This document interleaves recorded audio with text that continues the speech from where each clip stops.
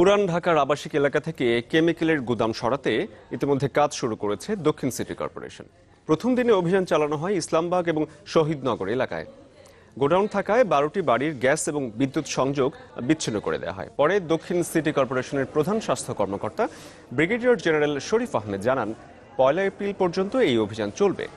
এ সময়ের মধ্যেই আবাসিক ভবনগুলো থেকে সব ধরনের গুদাম সরিয়ে নিতে তাদেরকে বলা হয়েছে।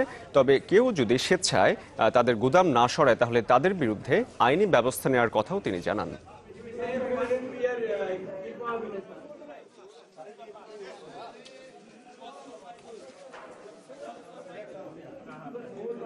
পূর্ব ঘোষণা অনুযায়ী আজ থেকে আমাদের অভিযান শুরু হলো।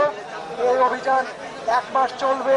1 মাসের মধ্যে ইনশাল্লাহ আমরা এই পুরান ঢাকার আবাসিক এলাকা থেকে সমস্ত গোডাউন এবং কারখানা স্থানান্তর করব।